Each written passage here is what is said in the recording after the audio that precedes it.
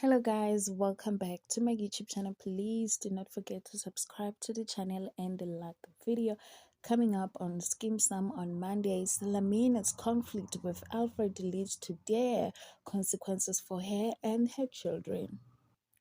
Brabroiki purchased quite to cook the company books to cover up their corruption. On Tuesday, Tibos considered divorce but faces the dilemma of potentially losing half of his assets. The Hassa cellmates welcome him back, but father has an unexpected surprise for everyone.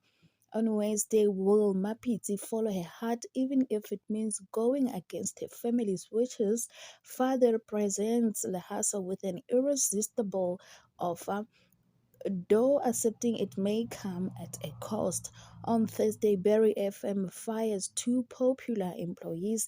A dangerous game is in motion and Lhasa must choose to play or be played. Thank you guys for watching.